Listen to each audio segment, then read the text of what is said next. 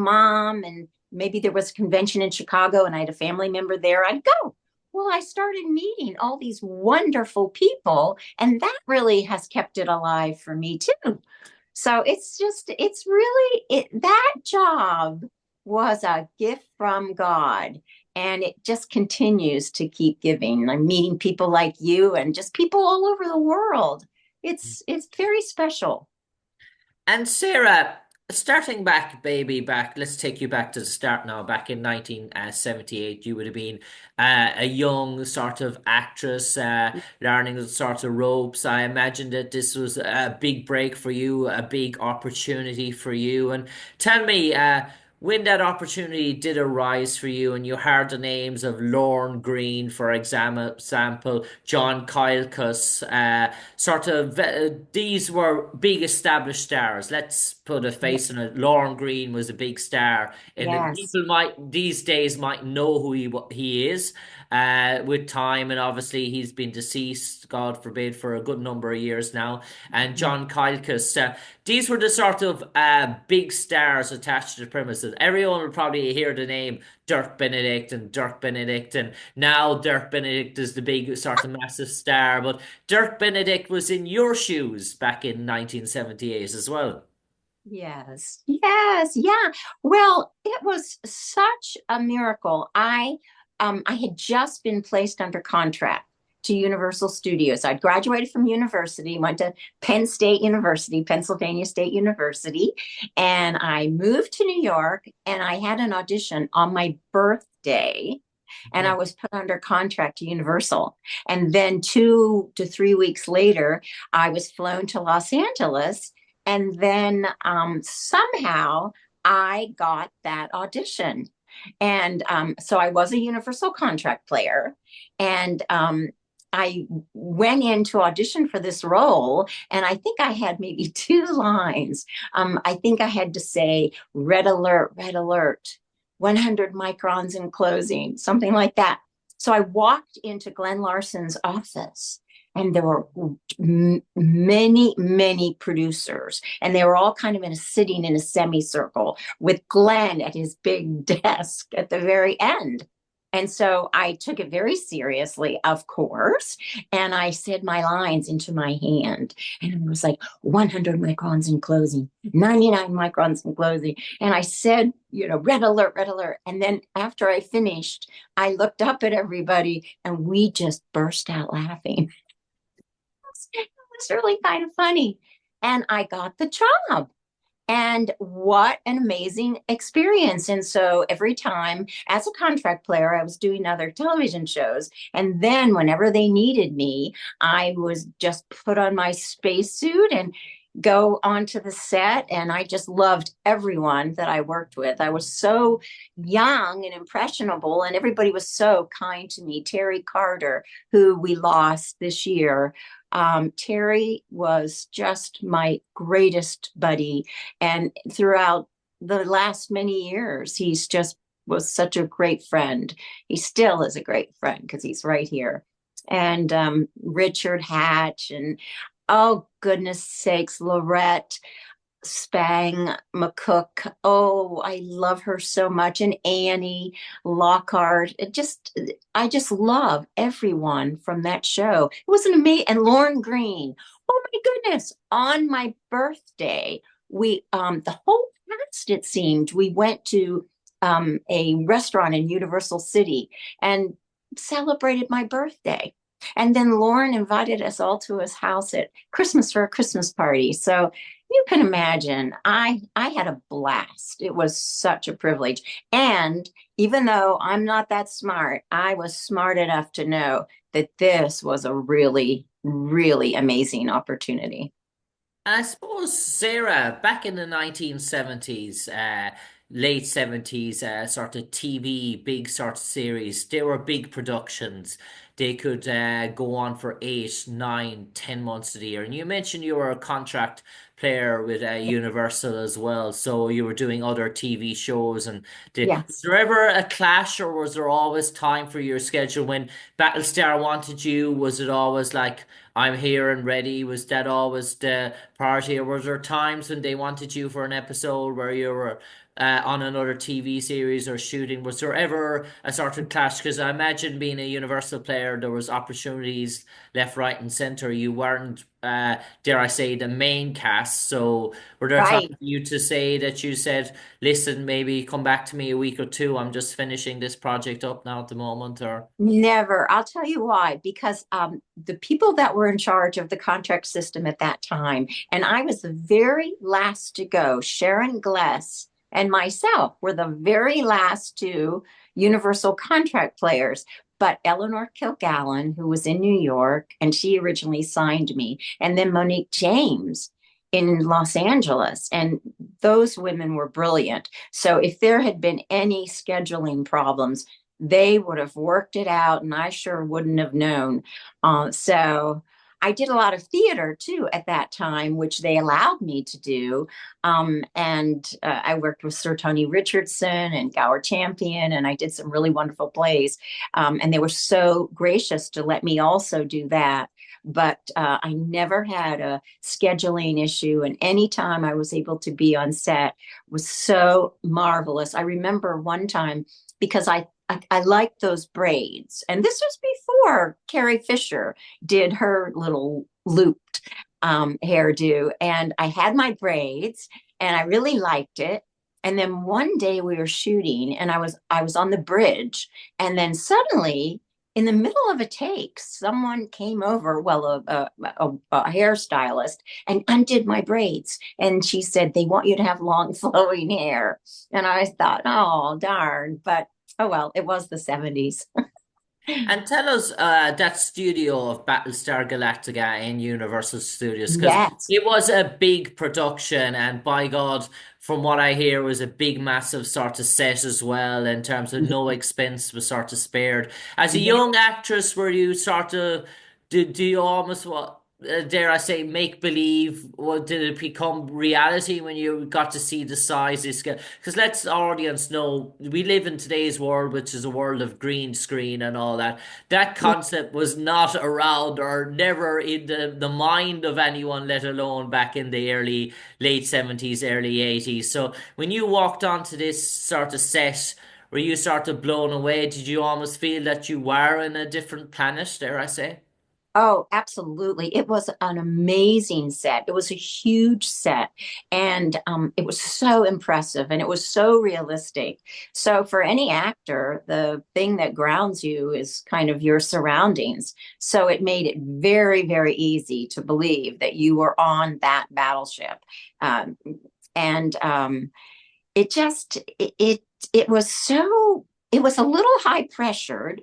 I remember feeling quite nervous because there are always people like John Dykstra and all of these very important, creative, talented people around. So I knew that the stakes were high. I knew that I did not want to make mistakes. But also, I have to say, they were so kind to me. One of the things as an actor, I'm very emotional and I'm a big weeper. And so in that first pilot, I got a lot of coverage because, anytime anything tragic happened, they would cut to me and I would be crying. And so that kind of was useful. But yeah, it was an amazing set. And isn't it incredible that the show only lasted 1 year? Ah, I still can't believe it. And it still lives on. I mean, obviously the other Battlestar Galacticas were, I think perhaps more sophisticated in some ways. And our original show didn't have, as you said, the technical attributes that they have now, but it still had a lot of heart and it was wonderfully creative. Sarah, what came out of Battlestar Galactica in 1978 was the breakout star, the breakout emergence of Dirk Benedict onto the Hollywood scene. Obviously, his portrayal of Starbuck became legendary all across the world. He was given, and it landed him his other famous role, his two famous roles as Yes. Faceman in the A Team, Yeah, which was another legendary role. But he got that role on the back of his yeah, performances of on Starbuck, and George Peppard certainly liked that sort of role and of his portrayal of Starbuck, and so that landed him that gig. So, yeah, in terms of Dirk on the set of Battlestar Galactica. We know at the time, back in the late 70s and 80s, he had his own personal health issues as well. He had a private sort of cancer or sort of underlying treatment that he overcame and stuff like that.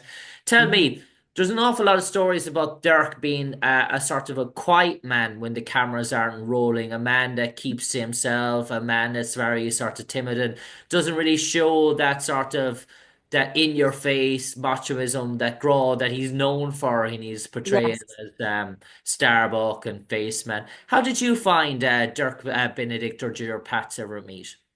Oh, I love Dirk. And you are so right. There's a real stillness to Dirk. As you probably know, he lives in Montana and he's just a very, very dear, wonderful guy. And Richard Hatch, on the other side, Richard was very, very outgoing and very warm. And so, and not that Dirk wasn't warm, but they were very different in personality. And I loved them both. I really did. Dirk, and also Dirk was so easy on the eyes, as was Richard, just so incredibly handsome. And here I was, all of 22. And so, Be Still My Heart was pretty fun being around those guys. And you mentioned some of the female actresses on the show Mhm. in terms of that, and you mentioned Annie Lockhart, you mentioned Yes, there's McCook, Spangler, and a few yeah, others as well, and Marie yeah, Jensen, to name a few as yes, well. yeah. Did you all form a sort of a bond during your time on set, and did the friendships build up with Battlestar Galactica that you had? Maybe for the first season or two, we know Hollywood is a busy place, but as years went by and you saw yourself in conventions and you got together and so did those friendships become more and more, dare I say, even years after the show? You are so right, and that is exactly what happened. I remember working with Jane Seymour, and I was rather intimidated by her, and so certainly didn't grow close to her. And I wasn't in any of the shows. I don't think that Annie was in, but I loved Lorette. She was so beautiful and sweet and kind. But I was, you can imagine, I was intimidated and I kept to myself. One of my great buds, who was also on the show, David Green, and then David Mathau, who was Walter Matthau's son, who was also under contract. And he is hilarious. He's a sports caster in New Jersey and Pennsylvania, and he's just hilariously brilliant. And I loved him, and I loved those fellows, and Terry Carter, of course.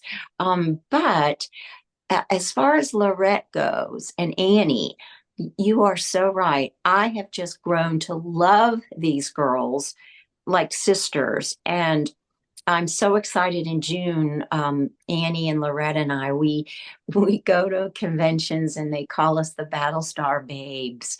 And I really feel like I'm in such great company with those gals. And they are so wonderful to me and so kind. And oh my goodness, I'm going to Lorette's Christmas party on Saturday and I adore her and Annie too.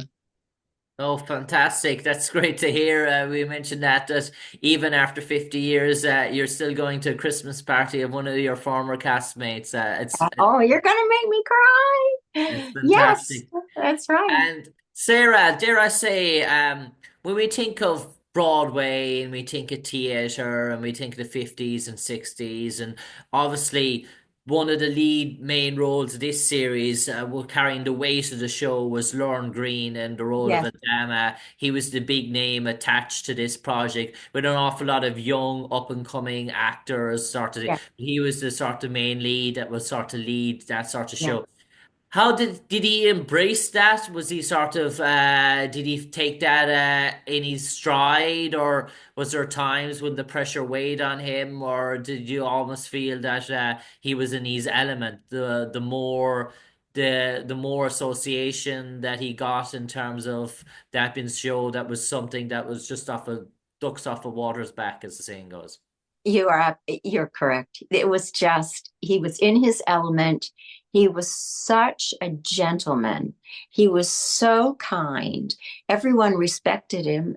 Uh, He was such a great actor, but he was such a lovely human being. I can't believe that he invited us all to his home for Christmas. He was just wonderful. And strangely enough, I didn't feel intimidated by him at all because he was so warm. He just was great. Oh my goodness. Yes, Lorne. Mm, what a blessing to have met him and worked with him and known him. And Sarah, in terms of the script writers and doing the table reads each week for the episodes and sort of lines, were you always sort of kept in the dark? Were you always the Chime Battlestar not knowing what was going to happen, or was there a story arc from the beginning that you were sort of aware of, or was each cast member wondering each week what could be in store for their character? Could their character, when they saw Jane Seymour get killed off, or they always think, "Oh, that could be me next," or was there never a fear of that? Well, I'll tell you right. I was always in the dark. I had no earthly idea or no spacely idea what was going to come next.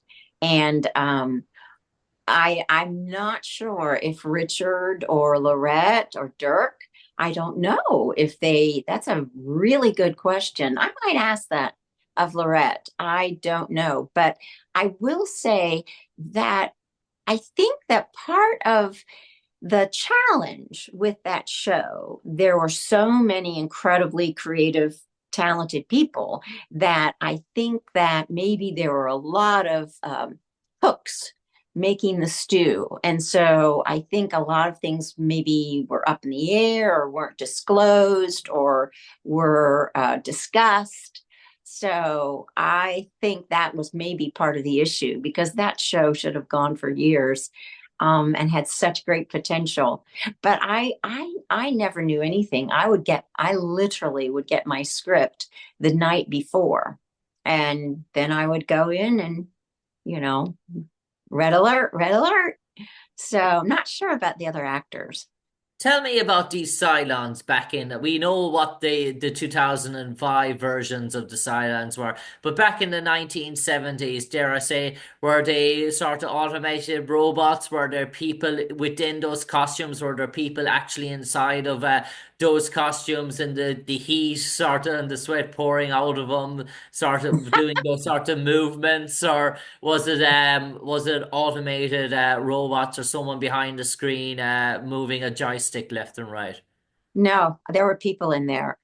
Absolutely. And I'm sure they were sweating like crazy, but definitely because they just didn't really have that technical ability at that time. So yes, there were people, and I know they were totally jazzed about being in those costumes. So yeah, they were people for sure. And when you saw people inside in those costumes and the various different forms of Cylons and the water music, was it a sort of fun offset or between takes? Was there sort of, I imagine it was awful funny moments, hilarious moments, seeing someone getting out the backside of a robot there, I say, and going for a quick break or a quick snack or something, and then getting back into the role again gig again. Was it very sort of pantomime, dare I say? Yeah, yeah. It's funny because those were the days where it was right before cell phones. If only I'd had a cell phone so that I could have shot footage or taken a lot of pictures because I used to kind of sneak on the set even when I wasn't working because I just wanted to see what they were doing. And so you would see those guys and oh my goodness, I wish that I could have taken pictures with them. I wish, but I remember them and but I think that everyone took this very seriously. There was too much goofing around. Well, that's not really true because I know Dirk and Richard were always having a pretty good time. So maybe I'm wrong, but I think that most people, we knew that this was a very special job and a very special show. So we better behave. Yeah. But wouldn't that have been amazing? And can I ask about every show?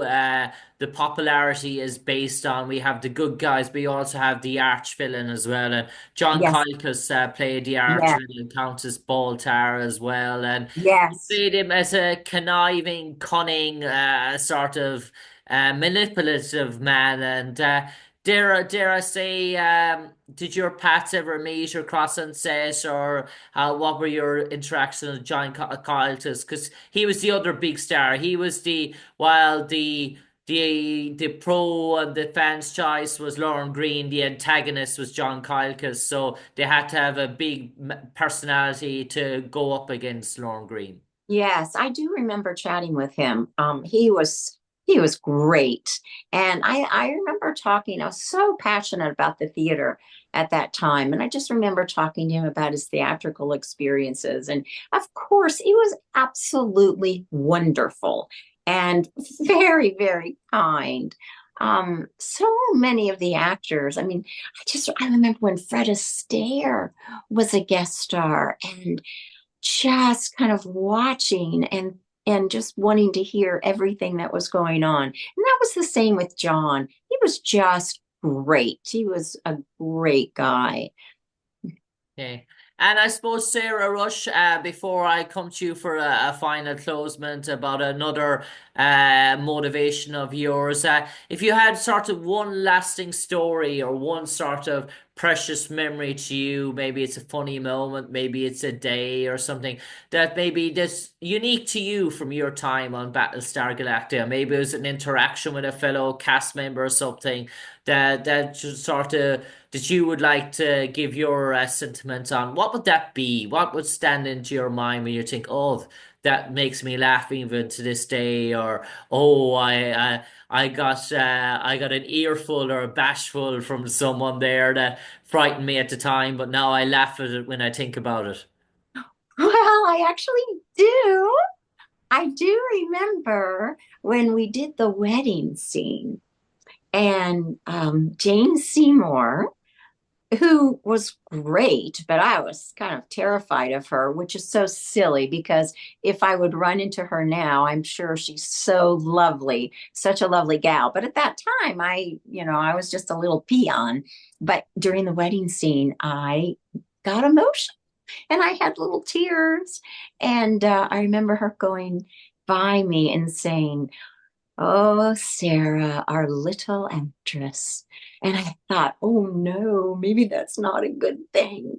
But I think she was being complimentary. I think she was nice. And then I remember she was an amazing cook and she baked cookies and she'd bring cookies on the set. And yes, I remember thinking, oh no, what have I done? But I was just being me and just being truthful in the scene and that, yeah. And the boys, and I had such a big crush on Richard Hatch. Oh my goodness. And then I found out later he'd had a crush on me, which I thought, wow, gee, but probably good that I didn't know it at the time.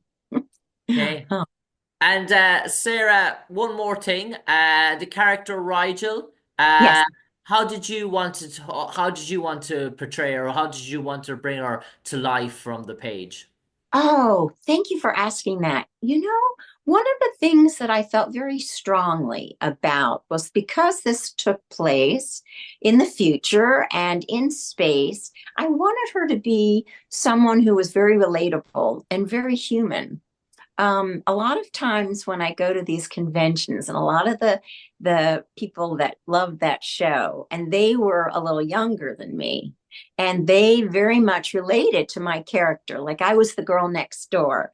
Marin Jensen was so exotic and gorgeous, and Laurette so beautiful, and then there was just me, the girl next door, and I really wanted. I liked that. I like that people seem to kind of feel like I was a friend and they could relate to my character. And Sarah Rush, I do believe you have a hidden ambition in the near future to visit Ireland. I do. It is the place that I want to visit the most. And I mean that so sincerely. And I literally have a file of magazine articles and I even know what I want to wear. I want to wear a cable sweater, ivory colored, and I want to wear a green kind of plaid long wool skirt. I really want to come to Ireland. I want to come to the Abbey Theatre and I just my background, my grandparents were from England, from Shrewsbury. So I've been to Scotland and to the United Kingdom, but I have never been to Ireland. And it is on the top of my list. No doubt you'll get to fulfill it, not if